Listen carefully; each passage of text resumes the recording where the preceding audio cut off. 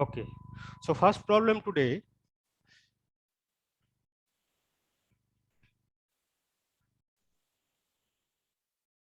Okay, problem number 1. Please write that problem. The binding energy of neon isotope. Neon means atomic number is 10, mass number is 20. So the binding energy of neon isotope is on 60.64 MeV. MeV means mega electron volt. Okay, full stop. Find the atomic mass of neon in terms of or in the unit of atomic mass unit. So find the atomic mass of neon isotope in atomic mass unit. Okay. Also, given that, is it written that problem? The Yes, sir. binding energy of neon isotope is 160.647. Okay, 160.647 mega electron volt. Okay. Find the atomic mass of neon isotope in terms of or in the unit of atomic mass unit. Given that the mass of hydrogen atom, that is given on 0.00782 U, and also mass of a neutron is given, that you will know, that is on 0.00866 in the unit of atomic mass unit. So you have to calculate the atomic mass of this isotope in terms of atomic mass unit, and the binding energy is given in mega electron volt. Okay, so how will proceed? Problem आप लोगों ने लिख लिया? किसी का Yes, कोई sir. Doubt है? सब लोगों ने लिख लिया? सर एक मिनट. हाँ, किसी का प्रॉब्लम लिखने में कोई प्रॉब्लम हो तो बताओ, हम दोबारा रिपीट कर सकते हैं इसको. If there is no problem, then we can proceed for solution. So see that mass is they ask to calculate that atomic mass. So आपको atomic mass calculate करना है. कल हम लोगों ने binding energy का formula लिखा था. So if you remember, let us proceed for the solution. So if you remember, binding energy का formula क्या था आपका? In terms of atomic mass unit, if you remember, Z it times was mH. Z into mass of a hydrogen atom. Then you will have क्या है? A minus Z Into minus mass of neutron. mass of a neutron. Very good. Then mass of atom into C square, right? ठीक है ना? तो यहां से क्या करोगे? C square से डिवाइड करोगे. C square से बोथ साइड डिवाइड करके क्या करोगे? A में मास ऑफ एटॉमिक मास को लेफ्ट हैंड साइड में लेके जाएंगे, और delta E by c square left hand side में है, उसको हम राइट हैंड साइड में लेके जाएंगे. So if you simplify it, basically you will get A में will be how much? It will be simply Z times mass of A hydrogen atom plus A minus Z times mass of a neutron minus delta E by C square. Okay. So now we'll substitute that value. तो अगर substitute करोगे तो Z कितना है neon का? Atomic Z atomic number 10 था, right? तो 10 times hydrogen का कितना गिवन था आपका? On 0.00782 U. Then A minus Z means number of neutron. So 20 था ये, Z कितना था आपका? 10 था. तो A minus Z कितना हो जाएगा आपका? Simply 10 into mass of a neutron is on 0.00866 U. Right? Now this is given in MeV. So how will convert into atomic mass unit? 931. 931.5 divide. Very good. So it is how much it was given? On 60.647. Okay, divide by, देखो C square आपका already है, तो फिर आप क्या कर रहे हो? MeV से कहाँ जा रहे हो? एटॉमिक मास यूनिट से. तो आपको क्या करना पड़ेगा? जैसे आप एटॉमिक मास यूनिट से क्या करते हो? On atomic mass unit, if you remember, on you कितना है आपका? 930 1.5 MeV, सॉरी 5 MeV पर c स्क्वायर है। तो आपका ऑन MeV कितना हो जाएगा यहां से? तो ऑन MeV कितना हो जाएगा? Simply on atomic mass divide by 931.5 into c square. Yes, ठीक sir. है ना? तो MeV से आप एटॉमिक मास में कन्वर्ट कर सकते हो, है ना? तो आपको क्या करना पड़ेगा? 931.5 से डिवाइड करना पड़ेगा एंड c स्क्वायर से मल्टीप्लाई करना पड़ेगा। So if you do it, 931.5 आपका नीचे आ जाएगा, एक c स्क्वायर आपका ऊपर है, c स्क्वायर कैंसिल हो जाएगा। Now can you tell me that number? किसी को कोई प्रॉब्लम है? 19.99. हाँ, So 19.844.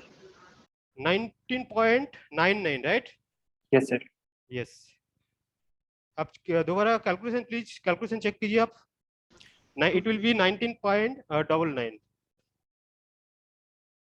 So if you calculate it, it will be 19.99 U.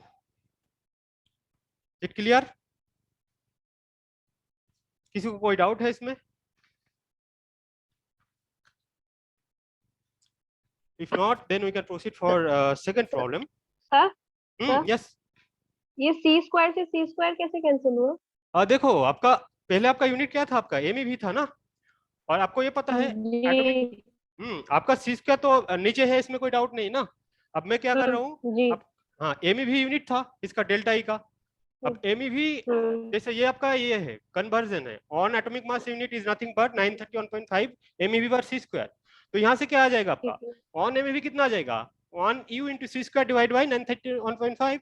तो जो c स्क्वायर मिल रहा है कहाँ से मिल रहा है? MeV से जब एटॉमिक मास यूनिट में कन्वर्ट कर रहे हो तब मिल रहा है आपका वो c स्क्वायर न्यूमरेटर में, और डिनोमिनेटर में आपका ऑलरेडी है। समझ में आई? ठीक है। Okay, very good. Shall I proceed you. for the second problem? Yes, sir. Okay. Please write that problem. Okay. The following diagram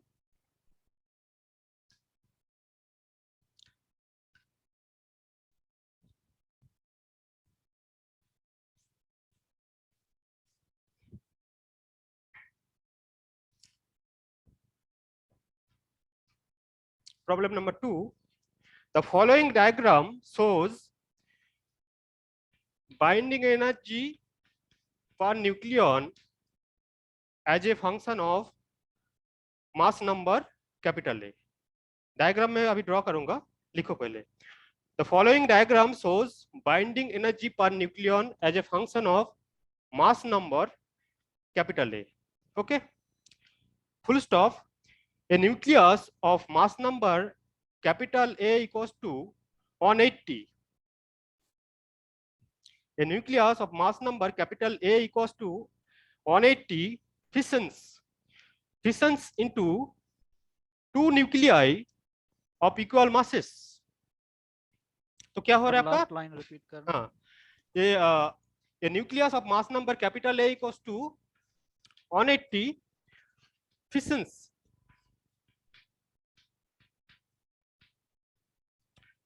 into two nuclei of equal masses. पहला जो प्रॉब्लम है, मतलब प्रॉब्लम 2 का first part, find the binding energy of parent nuclei और parent nucleus. Find the binding energy of parent nucleus. Fissions into two nuclei of equal masses. हाँ, equal masses, मतलब आपका sir. अगर फ्यूजन प्रोसेस में क्या होता है, बड़ा मास ब्रेक होकर छोटा होता है ना? तो यहाँ पे आपका क्या है, ए 180 हो गया। जब ब्रेक फ्यूजन प्रोसेस हो जाएगा तो जो दो आपका प्रोडक्ट मिलेगा, दोनों का मास कितना हो जाएगा? मास नंबर 90 हो जाएगा। क्लियर है? Yes, sir. Okay. So first problem is find the binding energy of parent nucleus. Or part A you can say. Part B, find the binding energy of product nuclei. Bracket में लिखो part B का. Binding energy of product nuclei means inside bracket the sum of the binding energy of individual nucleus. Sum of the binding energy of individual nucleus. Excuse me, sir. Yes. So first part दोबारा repeat कर देना. हाँ, yes sir, sure. Find the binding energy of parent nucleus. parent nucleus means its mass number is 180. Second part or part B, find the binding energy of product nuclei inside bracket sum of the binding energy of individual nucleus. Part C, how much energy will be absorbed or released in this process. ठीक है, अब diagram में draw करो, कोई किसी को कोई doubt है इसमें? सर लास्ट वाला प्लीज हाँ, रिपीट कर दीजिए. how much energy will be absorbed or released in this process. Now I'll draw the diagram.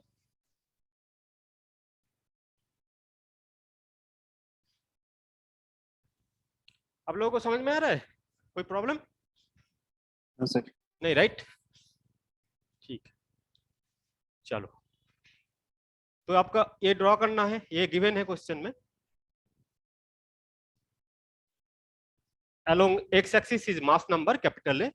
Along y-axis you have binding energy for nucleon, and so it is in the unit of MeV, mega electron volt. Okay. Okay. Then the diagram is given like this.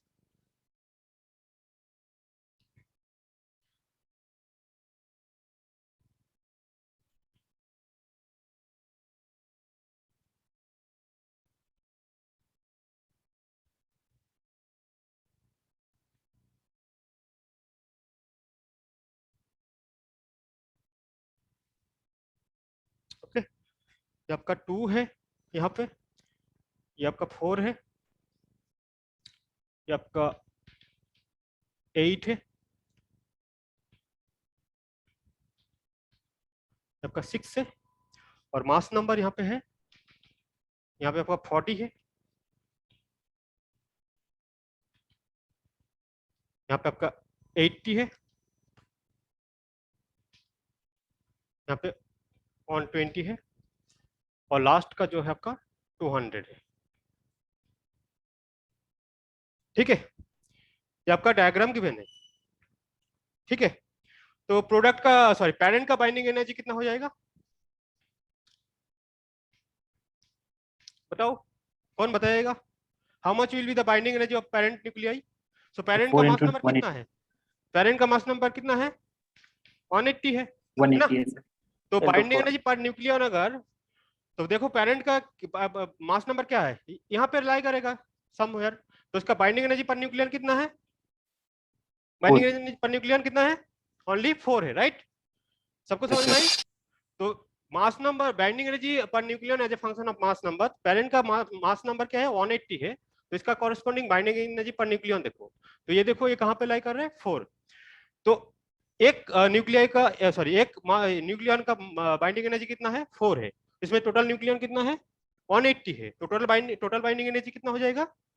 180 into 4. सबको समझ में आ रहा है कि नहीं? Yes, Yes, sir. sir. Yes, हाँ, total binding energy is how much? It's a very simple problem, nothing is there. So it will 120. be simply 180 times 4, right? Is not it? So if you Yes, sir. calculate, it will be how much? 720 MeV. ठीक है, तो ये तो बहुत simple है. Part B बताओ कितना हो जाएगा? तो पार्ट बी जब ब्रेक हो गया दो इक्वल मास में, मतलब उसका मास नंबर कितना हो जाएगा? 90. तो 90 के कॉरेस्पॉन्डिंग देखो, 90 कहाँ? यहाँ पे लाई करेगा. 6, sir. हाँ, तो इसका पर न्यूक्लियन का बाइंडिंग एनर्जी कितना है? 6 है. ठीक है ना? तो यहाँ पे 2 न्यूक्लियाई है ना? तो हर एक का कितना हो जाएगा? 90 into 6 plus 90 into 6. Of course that unit will be MeV. Unit क्या होगा? Mega electron volt. कितना आ रहा है? 1080. Very good, 1080. सर ये Of course. कमेंट का रिपीट कर दीजिए. हाँ बोलिए. बी पार्ट का रिपीट कर दीजिए. बी पार्ट, हाँ देखिए, जब ब्रेक हो गया इक्वल मास में, तो उसका मास नंबर कितना हो जाएगा? हर जो डॉटर न्यूक्लियर है उसका मास नंबर कितना हो जाएगा? 90 हो जाएगा. 99. हाँ, तो 90 कहाँ पे लाई कर रहे हैं? 80 अगर ए है, समवेयर हियर मास नंबर, तो इसका कॉरेस्पॉन्डिंग आप बाइंडिंग एनर्जी देखो हर न्यूक्लियन का कितना है, तो कहाँ पे लाई कर रहे हैं? यहाँ पे. तो इसका पार न्यूक्लियन का बाइंडिंग एनर्जी कितना है? 6 है. ठीक है ना? तो दो मास में ब्रेक हुआ है, दोनों का मास नंबर कितना है 90 करके है, तो एक डॉटर न्यूक्लियर का कितना हो जाएगा 6 इंटू मास नंबर 90, दूसरा का कितना हो जाएगा, दूसरा का भी सेम ही होगा क्योंकि उसका भी मास नंबर कितना है 90 है, 90 इंटू 6। समझ में आई? Okay, sir. Okay very good. तो ये आपका बाइंडिंग एनर्जी प्रोडक्ट का आ गया है ना। Now can you tell me how much energy will be release और absorb in this process? 320 MeV, minus a 60 MeV, how much? 360. Okay 360 very good. MeV हाँ absorb होगा राइट, रिलीज होगा। महाराज very good release. Very good, it should be release right, because जब भी आपका ऐसा situation आएगा कि प्रोडक्ट का बाइंडिंग एनर्जी ज्यादा है, वो प्रोसेस क्या है एनर्जी को रिलीज करेगा, प्लीज कीप इन माइंड, ठीक है। तो इसमें क्या है आपका सी पार्ट में क्या करोगे, जो प्रोडक्ट का बाइंडिंग एनर्जी देखो कितना है 1080 माइनस कितना था वो 720 राइट, तो आपका कितना हो जाएगा 360 MeV। तो क्या है प्रोडक्ट का बाइंडिंग एनर्जी ज्यादा है as compared to that reactant, so of course that energy will be released. So 360 MeV energy will be released in this process, not absorbed. Is it clear? समझ में आई सबको? Yes, sir. किसी को कोई problem? ये तो बहुत सिंपल प्रॉब्लम था। No, sir. Sir, हाँ yes sir, I have a small doubt, sir. कि Yes. अगर प्रोडक्ट का ज्यादा है तो एनर्जी रिलीज्ड होता है, यस तो sir can you just give me a logic, मतलब ये चीज कैसा होता है ये? कैसा होता है yes sir. Actually binding energy क्या है मतलब आपका सिस्टम का एक्चुअली ऐसे सोच सकते हो कि सपोज मान लो कोई न्यूक्लियस है ना, तो यस सर। बाइंडिंग एनर्जी मतलब क्या है आपका कुछ यहाँ उसको पे तोड़ने के लिए जितना एनर्जी चाहिए। तोड़ने के लिए एनर्जी चाहिए है ना, तो यस क्या है सर। एक्चुअली ये एनर्जी आपका क्या है बढ़ रहा है ना, यस सर। जब आप प्रोडक्ट में जा रहे हो बढ़ रहा है ना, तो एक्चुअली ये Yes, क्या sir. है जब बाइंड सिस्टम के लिए बेसिकली कौन सा साइन यूज करते हैं, साइन में आपका डेफिनेटली कुछ there will be some confusion. Actually ये क्या है कोई भी बाउंड सिस्टम का एनर्जी क्या होता है एक्चुअली अगर देखोगे कोई भी बाउंड सिस्टम का पुनीत बाउंड सिस्टम का एनर्जी क्या होता है Negative होता है. नेगेटिव होता है, बट यहाँ पे साइन कन्वेंशन लेके मत कंफ्यूज होना। तो एक्चुअली क्या है Okay, sir. जब बाइंडिंग एनर्जी जो बोल रहे हो आप वो बाउंड कर रहे हो, तो बाउंड एनर्जी क्या है नेगेटिवली बढ़ा रहे हो, तो नेगेटिवली बढ़ा रहे हो तो पॉजिटिवली आपको कुछ रिलीज करना पड़ेगा। कोई भी बाउंड Sir. सिस्टम का मतलब क्या है कि वो उसका एनर्जी एक्चुअली नेगेटिव है, तो मोर बाउंड मतलब उसका मोर नेगेटिव है। आप समझ में आई लॉजिक? ओके, मतलब हाँ। बाउंड का एनर्जी नेगेटिव। हाँ बट यहाँ पे हम साइन हमेशा पॉजिटिव लेते हैं क्योंकि डेफिनेशन उसका ऐसा है भाई, बट कोई भी प्रॉब्लम देखो बाउंड सिस्टम में हमेशा एनर्जी क्या आता है। फॉर एग्जांपल हाइड्रोजन एटम उसका एनर्जी इलेक्ट्रॉन का कितना आता है -13.6 by n square right. Yes sir. Yes, sir. Yes sir. हाँ तो एक्चुअली क्या है बाउंड सिस्टम का हमेशा एनर्जी नेगेटिव आता है, बट यहाँ पे Yes, sir. न्यूक्लियर फिजिक्स में डेफिनेशन ऐसे दिया गया है, बट एक्चुअली बाइंडिंग मतलब क्या है इसका जब स्ट्रेंथ है बाउंड का वो ज्यादा कर रहे हो, तो एक्चुअली नेगेटिव ज्यादा कर रहे हो तो ऑब्वियसली आपको पॉजिटिव कुछ छोड़ना पड़ेगा। अच्छा, इसीलिए वो release. Exactly. Okay sir. In detail we'll discuss in nuclear reaction, you know, Q value there also. ठीक है, अब हम एक और कॉन्सेप्ट पढ़ेंगे जिसको पैकिंग फ्रैक्शन बोलते हैं। ये टर्म आप लोगों ने पढ़ा होगा कंडेंस मैटर फिजिक्स में राइट? Yes. नहीं? So please Yes, sir. give that heading packing fraction.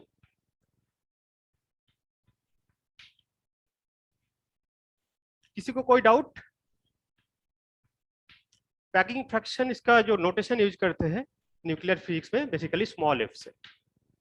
तो इसका जो डेफिनेशन है packing fraction is defined as capital M minus A divide by A into 10⁴। पर M क्या है आपका? M क्या है पुनीत, आलोक? Total mass. हाँ ये एक्चुअली क्या है mass of A nucleus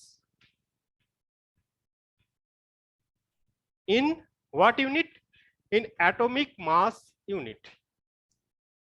So M means mass of nucleus in atomic mass unit, and of course A you know that is the basic notation or standard notation mass number, right?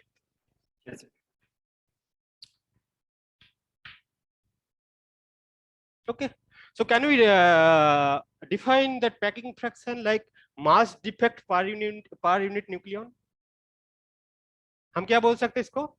Mass defect per unit nucleon, क्योंकि ये actually mass defect तो है. Yes, sir. So you can write that packing fraction is nothing but mass defect per unit nucleon. अब इसका significance क्या है nuclear physics में? अगर पैकिंग फ्रैक्शन पॉजिटिव है, इसका साइन अगर पॉजिटिव है किसी न्यूक्लियस के लिए, तो न्यूक्लियस बेसिकली क्या है आपका? अनस्टेबल. Unstable. Very good. अगर किसी न्यूक्लियस का नेगेटिव है तो क्या इंडिकेट कर रहा है कि आपका जो न्यूक्लियस है वो आपका क्या है? स्टेबल है. ठीक है, कोई डाउट है? 10⁴ given sir formula. Sorry, any Sir, question? वो 10 to the power 4 के लिए पूछ रहे थे कि हाँ, formula 10 की पावर 4 कहाँ से आया? I don't know exactly right now, but I will search and I will tell you that factor. Okay, Okay, sir. shall I erase because I have to go on problem? Yes, sir. Sir इसके पीछे का क्या logic है sir? किसका पीछे? Stable unstable का? Yes sir. हाँ, देखो आप, कोई भी न्यूक्लियस का एक्चुअल जो मास है उसका मास नंबर से कम होता है ना? स्टेबल कोई भी आप न्यूक्लियस उठा लो, है ना, तो उसका जो एक्चुअल मास है मास नंबर से हमेशा कम होता है ना? किसका जीरो होता है पैकिंग फ्रैक्शन? किसका जीरो होता है? Hydrogen. हाइड्रोजन और कार्बन.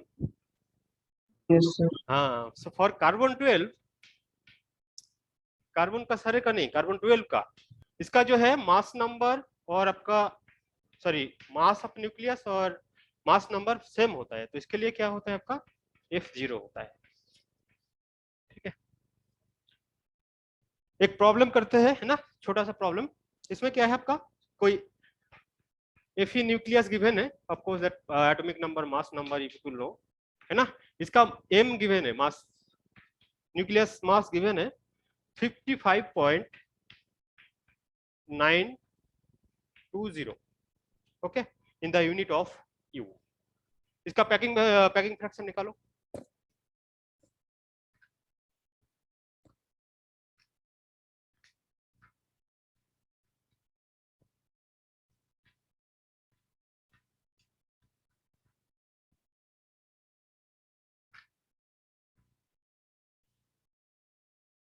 कितना आ रहा है? -14.2. -14.2. वेरी गुड, सबका आ रहा है, तो करने का कुछ है नहीं, है ना. तो यहाँ पे आपका m गिवन है, a कितना है आपका? 56, right. So f will be how much? 55.920 minus 56 divided by 56. Of course, that power will be 10 to the power 4. So it will be how much? -14.8, right? By the way, किसका packing fraction सबसे कम होता है? Fe का, iron का. Very good. क्यों Puneet? Sir, क्योंकि सबसे ज्यादा स्टेबल होता है ये. एग्जैक्टली, तो जिसका ज्यादा नेगेटिव है वो सबसे ज्यादा स्टेबल है, राइट. तो हम लोगों ने कल भी डिस्कस किया था बाइंडिंग एनर्जी के टर्म में, है ना. Yes, sir. गुड. चलो अब न्यूक्लियर फोर्स के बारे में पढ़ते हैं थोड़ा, फिर लिक्विड ड्रॉप मॉडल में जाएंगे. Actually today's class main aim is to go to liquid drop model. Okay okay, so about nuclear force.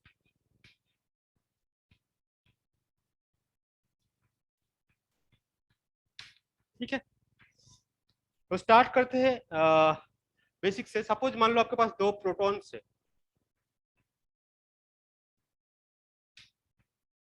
और दोनों कितना सेपरेशन में है? 1 फेम्टोमीटर. तो कितना कूलम फोर्स काम करेगा यहाँ पे? How much will be that coulomb force?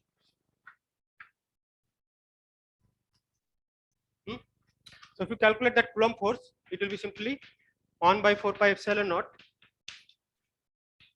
Charge is proton charge is electronic charge, right? So it will be E square by R square. ठीक है ना?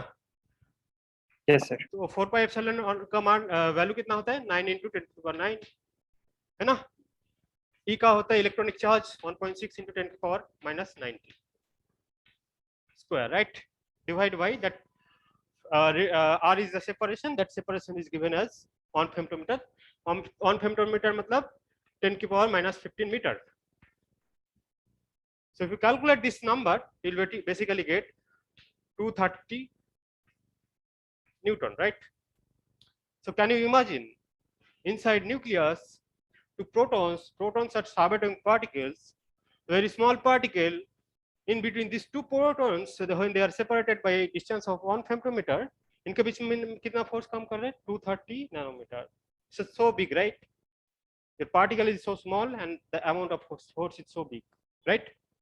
Then Yes, sir. कैसे स्टेबल है सिस्टम? क्योंकि न्यूक्लियस के अंदर क्या होता है? प्रोटॉन होता है, उनका सेपरेशन इस ऑर्डर में होता है. फिर कैसे स्टेबल है? Because of nuclear force. ठीक है, बिकॉज ऑफ न्यूक्लियर फोर्स. तो न्यूक्लियर फोर्स बेसिकली क्या होता है? प्रोटॉन प्रोटॉन के बीच में भी काम करता है, प्रोटॉन न्यूट्रॉन के भी बीच में काम करता है. जो न्यूक्लियर फोर्स होता है वो स्ट्रॉन्गेस्ट फोर्स इन नेचर है ना, strongest force in nature. Proton proton के बीच में भी काम करता है, प्रोटॉन न्यूट्रॉन के बीच में भी काम करता है, न्यूट्रॉन न्यूट्रॉन के बीच में भी काम करते हैं. कैसे काम करते हैं उसको एक्सप्लेन किया था इकावा, है ना, जापानीज साइंटिस्ट इकावा ने एक्सप्लेन किया था. तो उसने क्या बोला था कि टू न्यूक्लियॉन्स, सपोज मान लो यह protons is strongly interacting with neutrons by the exchange of pi plus meson. और एक जो एक्सचेंज है कंटिन्यूअस चल रहा है ना, time it is that exchange particle क्या है? pi plus, कंटिन्यूअस एक्सचेंज हो रहा है, ऐसा नहीं कि एक बार एक्सचेंज होकर छोड़ गया, है ना, continuously happening. Similarly neutron interacting with proton bye the exchange of pi meson. तो एक्सचेंज में कैसे जो दोनों बाउंड होता है, अभी एक फनी एग्जांपल मैं दूंगा आपको. फिर आपका प्रोटॉन के बीच में भी इंटरेक्शन हो रहा है और स्ट्रॉन्ग अट्रैक्टिव इंटरेक्शन हो रहा है bye the exchange of pi 0. Neutron के बीच में भी इंटरेक्शन हो रहा है बाय द एक्सचेंज ऑफ पाई 0. तो interaction Sir. Yes, So here exchange means they are releasing this pi plus and pi minus. exactly this Okay, neutron is releasing on pi minus and that pi minus is absorbing by this proton. Likewise they are attracting. Okay, so proton is interacting with neutron by the emission of pi plus. तो proton pi plus को emit कर रहा है और pi plus को कौन absorb कर रहा है? न्यूट्रॉन. ठीक है ना. Similarly Okay, pi emitting pi 0, sorry, proton emitting pi 0 and that pi 0 is absorbing another proton. तो इसका एक फनी एग्जांपल दूंगा कि कैसे एक्सचेंज करने से दो सिस्टम बाउंड होता है. तो सपोज मान लो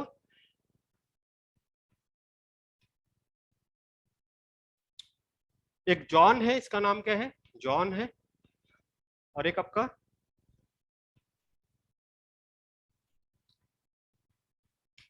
हैरी. टीना. हाँ, John Harry. Okay, so they are playing catching. मतलब जॉन इस बॉल को फेंका है, हैरी क्या कर रहे हैं? इसको कैच कर रहे हैं कंटिन्यू, फिर कैच करके फिर इसको दे रहा है ना. तो they are playing catching within a field. ठीक है ना.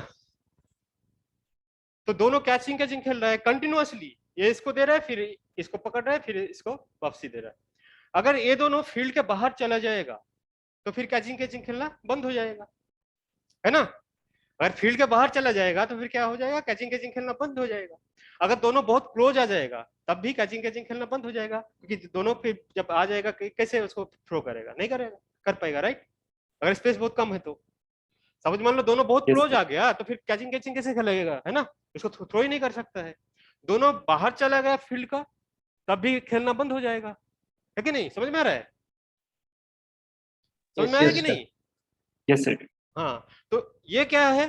कंटिन्यूअसली कैचिंग खेल रहा है, तो इनको क्या है? एक डिस्टेंस को मेंटेन करना पड़ेगा. बहुत क्लोज आएगा तब भी नहीं खेल पाएगा, बहुत दूर चला जाएगा तब भी some of them will lose that ball and that playing will be stopped there.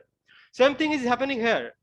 दो न्यूक्लियन के बीच में भी इंटरेक्शन हो रहा है within a some क्या है? finite that distance. Okay, अगर उसके बाहर चला जाएगा तब भी खेलना बंद हो जाएगा, मतलब इंटरेक्शन बंद हो जाएगा. बहुत क्लोज आ जाएगा तब भी इंटरेक्शन बंद हो जाएगा. ठीक है, and that interaction is very strongest in nature. Someone asked in that particle physics, is there any smallest separation for strong interaction? Yes, that time I told you that when I'll discuss that nuclear physics, that time I'll tell you. So that answer is yes.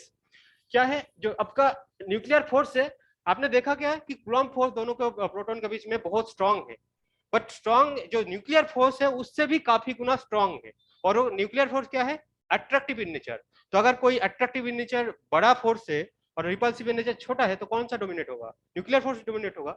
Nuclear force का अगर curve देखोगे, ये बहुत interesting है। अगर nature देखोगे nuclear force का, suppose मान लो एक्स एक्सिस पे आपका क्या है, सेपरेशन है, और वाई एक्सिस पे क्या है, फोर्स देख रहे हो, है ना। तो force actually nuclear force it is of the order of 10 to the power 4, of course that unit is Newton, ठीक है। तो इसका कार्व जो होता है, इस तरह के कार्व आप लोगों ने कभी पढ़े हो कहीं पे? Yes. Yes, sir. कहाँ पे? Originator. Hydrogen atom, New. Yes, sir. Central force आप लोगों ने पढ़े हो कि नहीं? Yes, sir. Yes. Central. वहां पे नहीं आता है ना? Yes. ओके, तो क्या है देखो, जो दो न्यूक्लियर के न्यूक्लियन के बीच में, दो न्यूक्लियन, इट में बी प्रोटॉन इट में बी न्यूट्रॉन, तो दो न्यूक्लियन के बीच में जो फोर्स है वो किसके ऊपर डिपेंड है, सेपरेशन के ऊपर डिपेंड है। और ये जो डिस्टेंस है जहाँ पे जो न्यूक्लियर फोर्स मैक्सिमम होता है, कब, जब आपका ए ऑर्डर ऑन फेम्टोमीटर होता है, और इसका वैल्यू कितना होता है यहाँ पे, -2.5, and that power you know, so it is basically -2.5 into 10⁴ newton, ठीक है ना। तो इस सेपरेशन में अगर दो nucleon, either it is proton और it is neutron, it is independent on charge, अगर दो न्यूक्लियन के बीच में ये सेपरेशन है तो आपका फोर्स मैक्सिमम है, ठीक है। और जैसे जैसे डिस्टेंस बढ़ाते जाओगे, अराउंड 2.5 फेम्टोमीटर में क्या हो जाता है, सडनली फोर्स क्या हो जाता है, गोज टू 0 हो जाता है।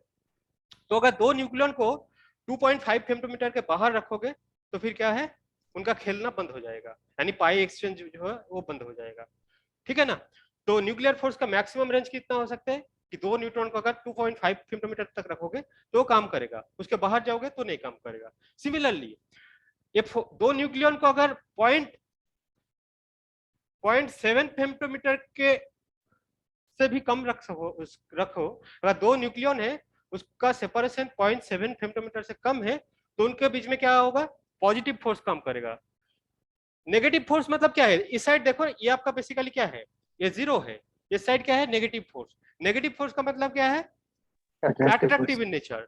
तो इस रीजन में 0.7 फेम्टोमीटर टू 2.5 फेम्टोमीटर में क्या हो रहा है, अट्रैक्टिव फोर्स काम कर रहा है। 0.25 के बाहर चले जाओगे तो फोर्स 0 हो रहा है, तो फिर कोई फोर्स का मतलब नहीं है। 0.7 फेम्टोमीटर के नीचे चले जाओगे, 0.6 फेम्टोमीटर, 0.5 फेम्टोमीटर, वहां पे क्या हो रहा है, पॉजिटिव फोर्स हो रहा है, मतलब वहां पे क्या है, दे आर रिपल्सिंग, ठीक है। तो yes, for strong interaction there is some finite separation, if you take keep below that it will be repulsive in nature, ठीक है। that answer is yes, that separation should be above 0.7 femtometre. Negative sign denote कर रहा है कि it is attractive in yes nature. Yes always, okay sir. ठीक है ना। तो दो न्यूक्लियन, सपोज मान लो ये भी ध्यान रखो, सपोज मान लो आपके पास न्यूक्लियस है, यहाँ पे एक न्यूक्लियन है, यहाँ पे एक न्यूक्लियन है, इनका सेपरेशन अगर 2.5 फेम्टोमीटर से ज्यादा है तो इनके बीच में कोई एक्सचेंज नहीं होगा, पाई एक्सचेंज नहीं होगा, और यू कैन से ये दोनों के बीच में कोई अट्रैक्शन काम नहीं करेगा, है ना। तो बेसिकली जो आपका नाइवर होता है वही आपस में क्या होता है, अट्रैक्ट करता है, क्योंकि उसका सेपरेशन क्या, कौन सा रीजन में आता है, इस रीजन में, ठीक है।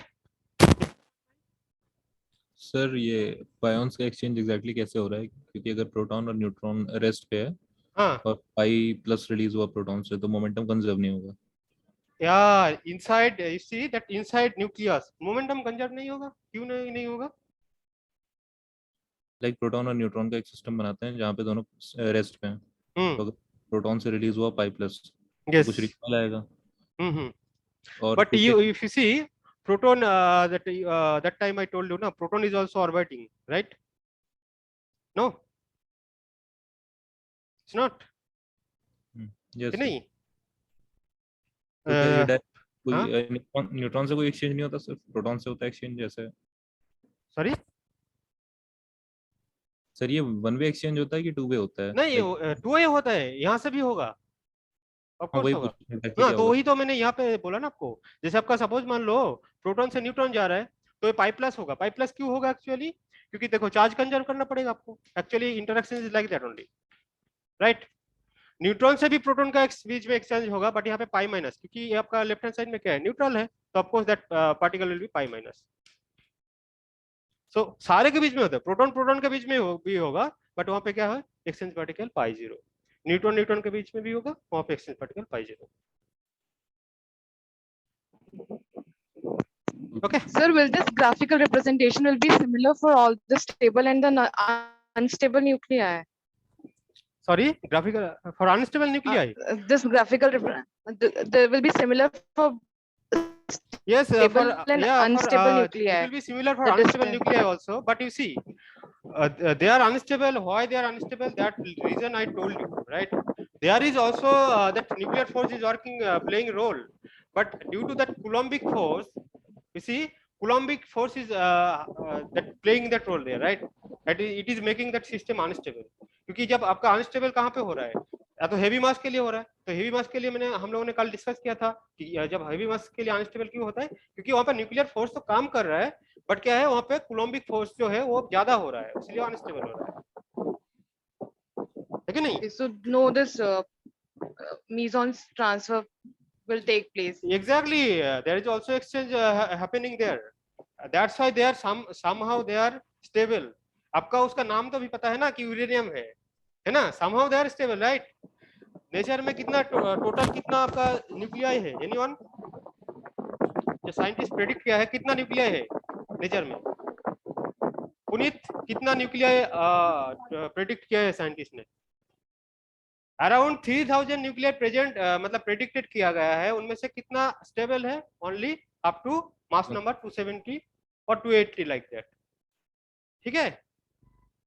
तो वो जो यूरेनियम बोल रहा हो, हाँ, they are not that much stable, but they are stable, but not that much stable, because their binding energy is not that much high, so that's why they are losing some mass and they are going to high binding energy. Sir ऐसी तक coulombic force कम होता है ना nuclear force से? Yes, नहीं, nuclear force तो देखो, nuclear force तो काम कर रहे हैं। न्यूक्लियर फोर्स का फंडा क्या है कि दो न्यूक्लियन को, न्यूक्लियर फोर्स का ये क्या है, मैकेनिज्म क्या है कि दो न्यूक्लियन को आप इस सेपरेशन में रखोगे तो न्यूक्लियर फोर्स काम करेगा, है कि नहीं? Of course it will work. तो जो आपका अनस्टेबल न्यूक्लियर है वहां पे क्या ये दो न्यूक्लियन के बीच में ये सेपरेशन नहीं होता है 0.7 फेमटोमीटर से 2.5 फेमटोमीटर? ऑफ कोर्स होता है कि नहीं? जो अनस्टेबल न्यूक्लियर आप बोल रहे हो वहां पे क्या ये सेपरेशन नहीं होता है? Of course that separation, there also some same separation is happening, so of course nuclear force is playing role there also, but for unstable का रीजन मैंने कल बताया था कि वहां पे न्यूक्लियर फोर्स लो मास के लिए भी काम कर रहा है, ठीक है ना? बट वहां का रीजन क्या है लो मास के लिए कि सरफेस पे सारे आपका जो न्यूक्लियन है वो लाई कर रहा है ना, तो जैसे जैसे मास नंबर बढ़ा रहे हो, वॉल्यूम पे जो आपका न्यूक्लियन है वो बढ़ रहा है, उसीलिए अब क्या हो रहा है, आपका जो बाइंडिंग एनर्जी पर न्यूक्लियन बढ़ रहा था ना। तो हर न्यूक्लियाई के लिए क्या है, न्यूक्लियर फोर्स काम कर रहे हैं, that's why you know that name carbon 16, carbon 17, right? है ना, काम कर रहे हैं न्यूक्लियर फोर्स हर जगह पे।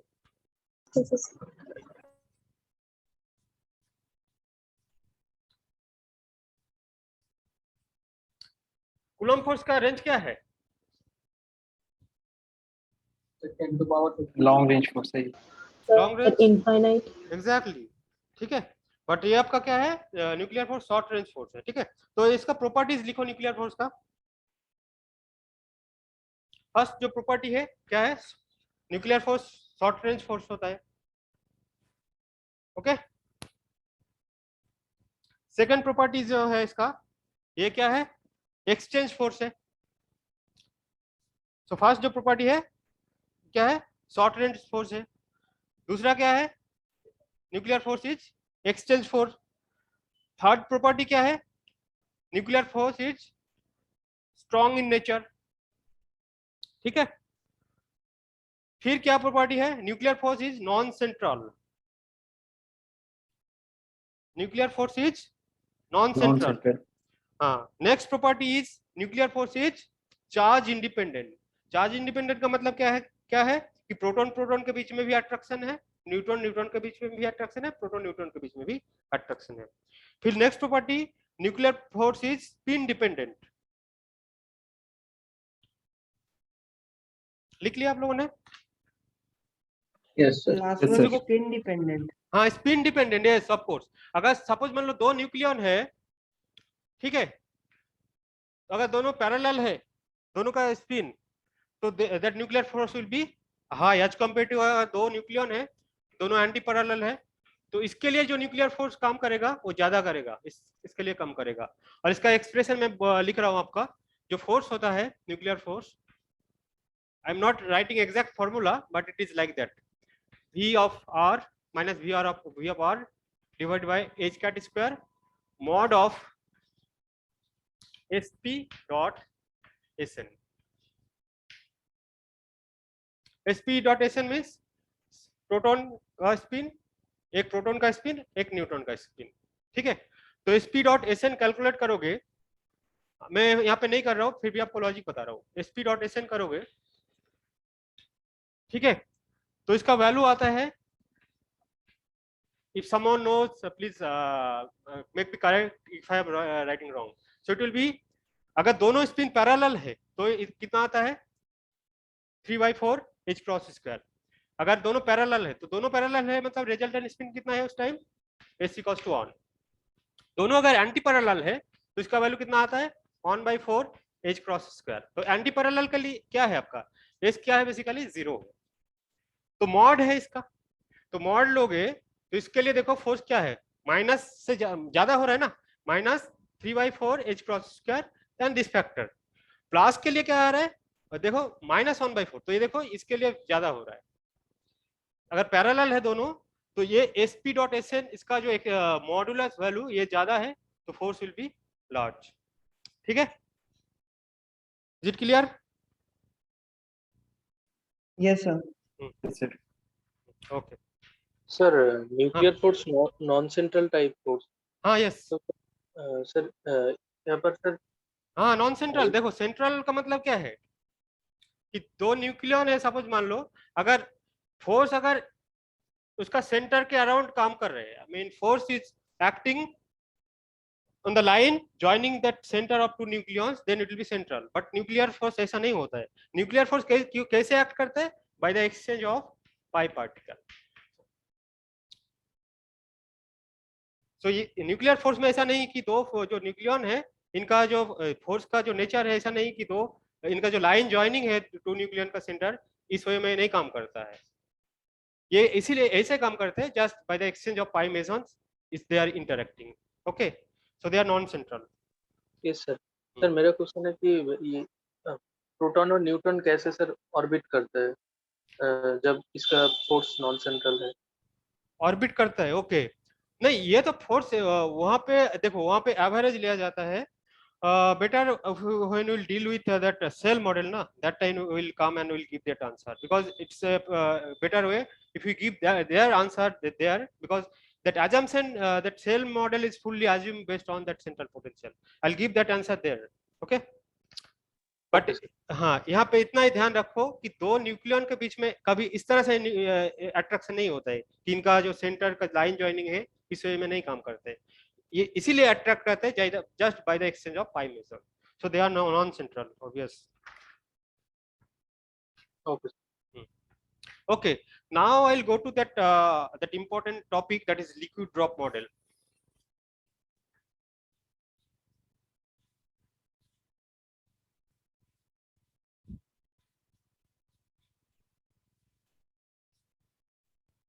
किसी को कोई डाउट अभी तक?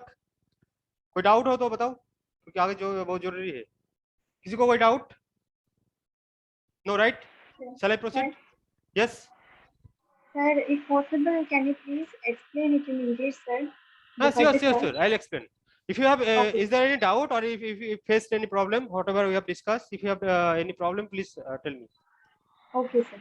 No. Please tell me whatever we have discussed. Is there any doubt or any problem you No, have? sir. You No, know, sir, right? no, sir. Okay, I'll try to communicate in both, right? From now. Okay. Okay. Okay. So now that Thank topic will be liquid drop model.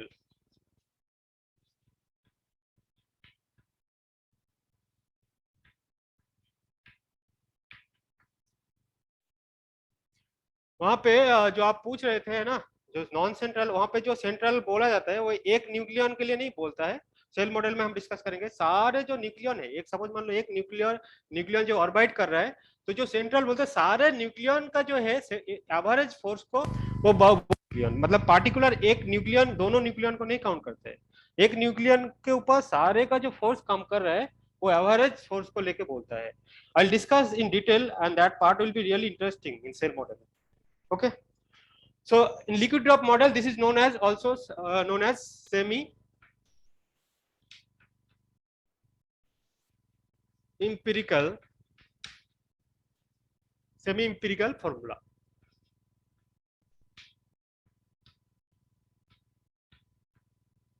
Why it is semi empirical formula? Anyone? What is the meaning of semi empirical formula? So semi empirical means there is no strong mathematical background. Empirical formula तो उसी को बोलता है ना जिसका कोई derivation नहीं होता है. सेमी इंपेरिकल मतलब क्या है? आधा अधूरा डेरिवेशन है. Some derivation is there, some derivation is not there. Whatever nuclear scientist observe from the experiment, they came up with some logic and they derived some formula. Okay, so semi empirical means there is no strong mathematical background in this model. Okay, so in this model nucleus को जो compare किया, suppose मान लो आपके पास एक liquid drop है. आपका क्या है? Liquid drop. Let us give that name LD. इसमें क्या होता है आपका? बहुत सारे मॉलिक्यूल्स होता है. इसमें क्या होता है आपका? मॉलिक्यूल्स होता है ना? और मॉलिक्यूल्स के बीच में कौन सा फोर्स काम करते हैं यहाँ पे? कोहेसिव. Very good. ठीक है ना? जो लिक्विड ड्रॉप है उसको कंपेयर किया गया है न्यूक्लियस से. So here nucleus is like a liquid drop. Okay, and जो आपका मॉलिक्यूल्स, यहाँ पे मॉलिक्यूल्स को कंपेयर किया गया है न्यूक्लियॉन्स से.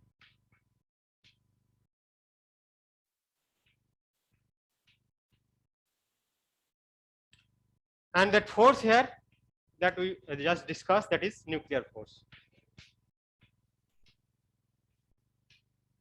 Okay, so in this model liquid drop is compared with nucleus. Molecules is liquid drop is made up of molecules. Similarly nucleus is composed of many nucleons. Okay, so the force here, that force is cohesive in nature for liquid drop, or the force between molecules. Here that force between nucleons is like nuclear force. If you see that nature of nuclear cohesive force, it is exactly similar to ये आपका दो molecule के बीच में जो force का nature है F versus R, और जो अभी हम लोगों ने डिस्कस किया है ना कि फोर्स न्यूक्लियॉन्स के बीच में जो आपका ये है नेचर है, एग्जैक्टली सिमिलर. किसी का कोई doubt? So the force, that nature of cohesive force or force between molecule as a function of R, that nature is exactly similar to that force between nucleons as a function of R. Okay, is it okay? Yes, sir.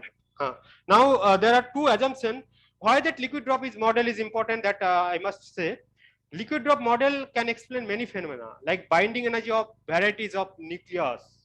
Okay, varieties of nuclei, many nuclei के लिए binding energy predict कर सकते हैं. Why there is a emission of alpha, beta, gamma particle, that they can explain. Okay, the stability of nucleus, liquid drop model can explain. Okay, so any nuclear reaction also they can explain. In addition, the most stable nuclei from a isobaric family, that also they can, this model can predict. So it has many applications. It has drawback also. That will be the last part of this discussion of this topic. तो यहाँ पे क्या है आपका? ये तो basic है ना? अब इसमें क्या है? दो assumption है, दो assumption लिखो. इस मॉडल का दो assumption है, इसके बेस में बना हुआ है. First assumption is nucleus is incompressible. Nucleus is incompressible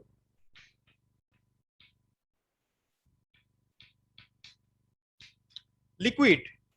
Nucleus is incompressible liquid having uniform density. And second assumption is, you know, that nuclear force is charge independent. Okay. Second assumption is nuclear force is charge independent. So according to this model, Excuse me, sir. yes, The first वाला assumption आप दोबारा repeat कर yes, दीजिए. yes. Nucleus is incompressible liquid, okay, or liquid drop having uniform density. Okay, sir. Nucleus Thank is incompressible liquid drop having uniform density, and second that assumption, you know, nuclear force is charge independent. Okay, so according to this model, the binding energy of a nucleus is having many terms. So first term is, I'll come and discuss every term. First term is AVA.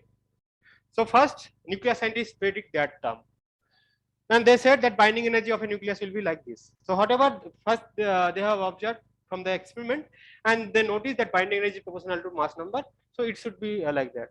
But whatever they are getting from the experiment, that data, that binding energy is constant. I'll come Small every term. Here AV is some volume constant, and A is the mass number. Okay. So first term they have predicted, but it is not giving exact result whatever they are getting. मतलब experiment से जो मिल रहा था कोई nucleus का binding energy, first term से उतना नहीं मिल रहा था. फर्स्ट टर्म से क्या मिल रहा था, उससे ज्यादा मिल रहा था. एक्सपेरिमेंट में जितना मिल रहा था उससे ज्यादा दे रहा था.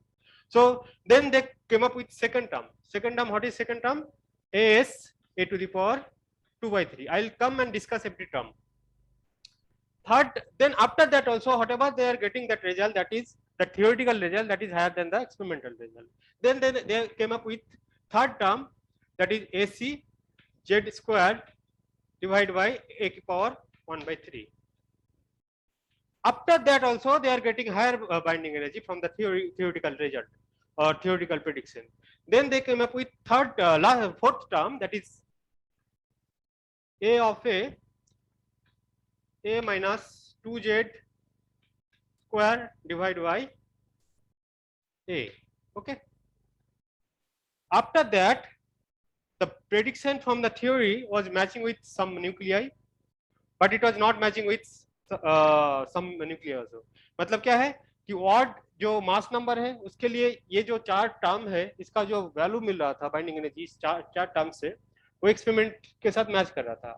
बट जो आपका इवन मास है, इवन मास नंबर है, उसमें प्रॉब्लम है. चार टर्म में जो मिल रहा था वो कभी कम हो रहा था, कभी ज्यादा हो रहा था. Then they came up with last term, that is delta. अब डेल्टा क्या हो सकता है यहाँ पे? डेल्टा 0 हो सकते हैं. 0 किसके लिए? For neither even nor odd. हाँ, for odd mass number. Odd mass number कब हो सकता है? या तो odd proton number, even neutron number, और odd neutron number, even proton number. तो जब ऑड मास नंबर है तब delta 0. Delta is plus a p divide by A की पावर 3/4 है ना. ये किसके लिए आपका? even mass number of course, but for even combination. Even means proton number is even, neutron number is even. ठीक है. और last AP divide by A की पावर 3/4 है ना. ये भी इवन मास के लिए, मास नंबर के लिए ही है. This is also belongs to even mass number, but here that combination is like odd. So when that proton number and neutron number they are odd, then that term is negative. ठीक है. So first term, yes, I'll derive every term. Okay, whatever that model. So first term is known as volume term. First term is known as volume term. Okay. Second term is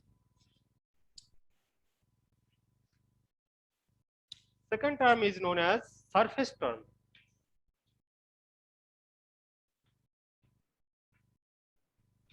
Surface term. Third term is known as Coulomb term. Sir ये z square नहीं होगा, z minus 1 होगा.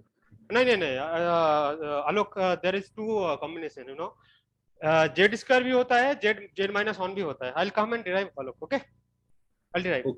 हाँ, z square भी होता है, z minus 1 भी होता है. Okay.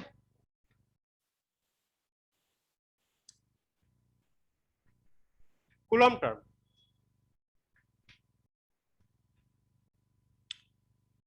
Then fourth term is asymmetry. Asymmetric term.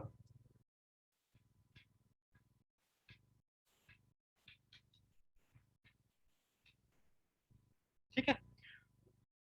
आपको आलोक, आपको एग्जाम में बेसिकली ये टर्म दिया रहता है ना, तो क्योंकि वहां पे कंफ्यूजन है, मैं दोनों का ही लॉजिक दूंगा. आप z into z minus 1 क्यों होता है उसका भी लॉजिक दूंगा, इसका डिराइव करके आपको दिखाऊंगा, दोनों का ही लॉजिक आपको दिखाऊंगा. ठीक है. Last term is yes.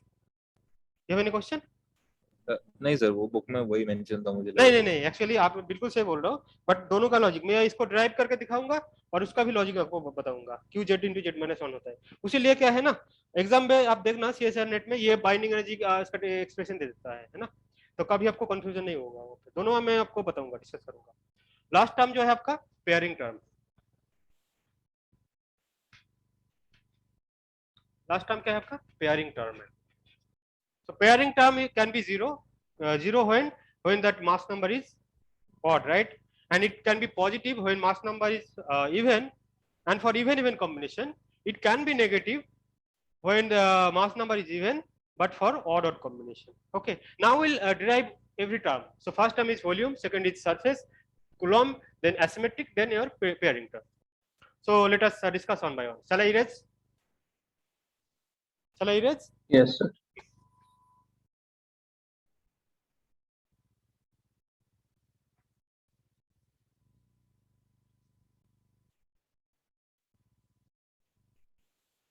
Okay, so first term is volume term.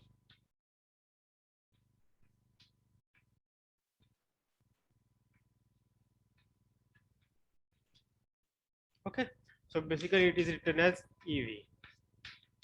तो basically जो आपका observation था experimentally, it was observed that binding energy per nucleon is constant.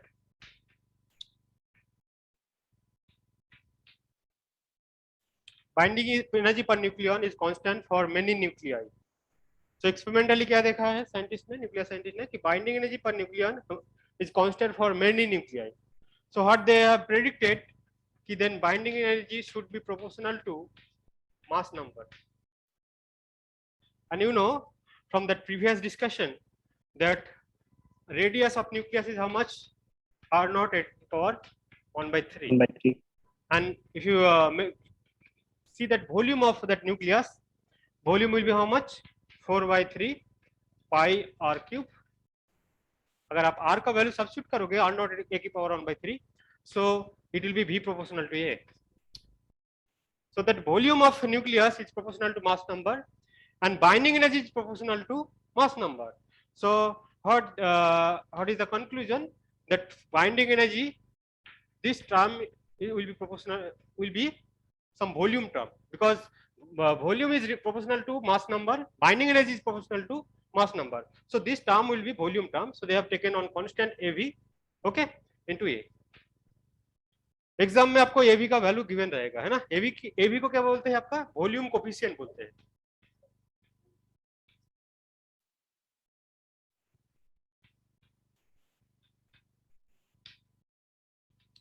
एवी को क्या बोलते हैं? वॉल्यूम कोफिशिएंट, है ना.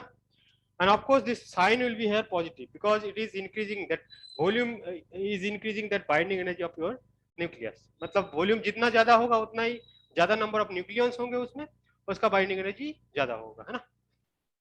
तो फर्स्ट टर्म क्लियर है, किसी का कोई doubt? If no, then we can proceed for second term. And of course, so here that binding energy, so that notation they have used, that EV, volume term is AV into A. ठीक है? Sir Yes.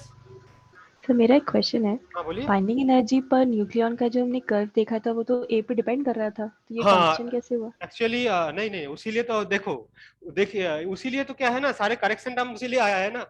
अगर ये exact होता, उसने क्या देखा, suppose मान लीजिए आपका पास 50 उन लोगों ने एक्सपेरिमेंट किया डिफरेंट न्यूक्लियस के लिए, तो उसमें देखा कि 30 के लिए कांस्टेंट है ये, है ना, तो जो ज्यादा है उसी को तो लेके करेगा ना, ना।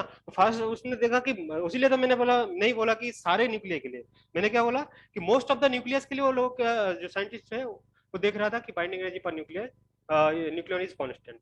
Okay, so for most of the cases they have observed that. Okay, and you are exactly correct, because when you have looked at curve, it was not constant for all nuclei, but they have performed few experiment and they noticed, and they came up with this term. But since this is not exact, that's why that correction term came, right? अगर एक correct ही होता पूरा, तो फिर जो आपका ये जो और चार टर्म है वो तो नहीं आता ना। Yes sir.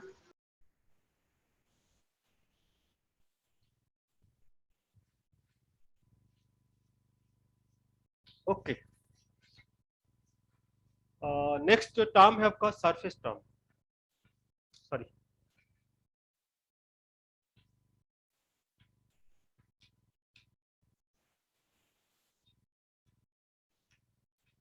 Surface energy term.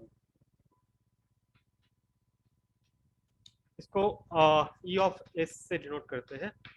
तो देखो, जो सरफेस एनर्जी है, सपोज मान लो आपका न्यूक्लियर कोई न्यूक्लियस है, तो इस पे जो आपका जो न्यूक्लियस आपका सरफेस पे लाई करेगा,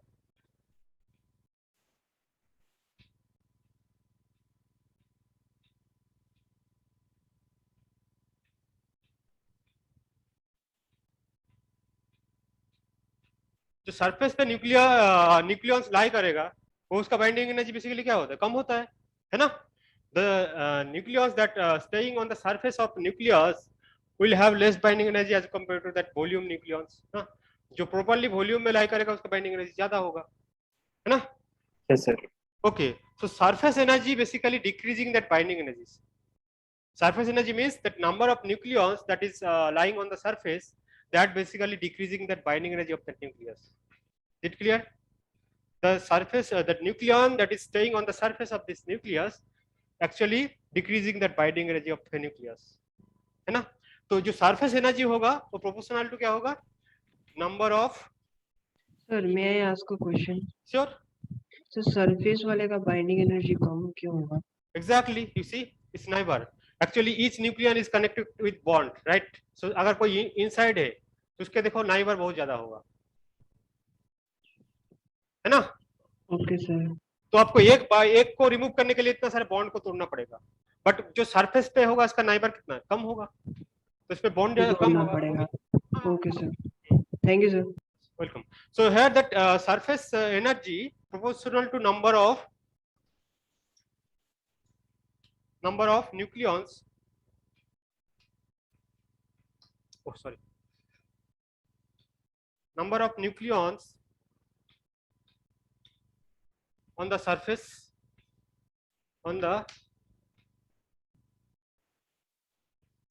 of nucleus. Okay, so number of nucleons on the surface of nucleus, and that number is depend on what factor? जो number of nucleons 8^2/3. No, जितना ज्यादा surface area होगा, सरफेस एरिया exactly उतना ही ज्यादा number of nucleons on the surface होगा. So what you can say? Exactly, so it will be proportional to surface area, or you can say that surface energy proportional to surface area. Surface area what? Nucleus का, और surface area क्या होता है आपका? 4π r². हाँ 4π r². R क्या होता है आपका? r naught at the power 1/3 है ना? तो बेसिकली ये क्या किसके ऊपर डिपेंड करेगा? a की पावर 2/3 2/3. Yes, sir. a की power 2/3 and the surface energy is basically decreasing that binding energy, right?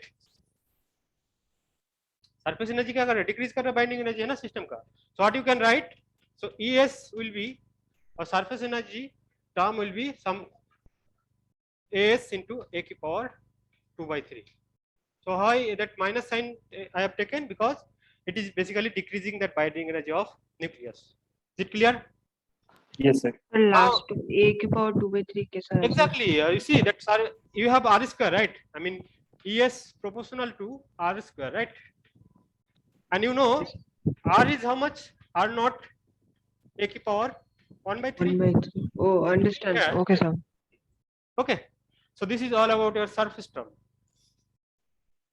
Now we'll come to that third term, that Holocaust, about that Coulomb term, right? Sir next class का time हो गया sir. Time हो गया? Yes sir. Okay. Okay, then we should stop here. Okay. If you have any question, Okay.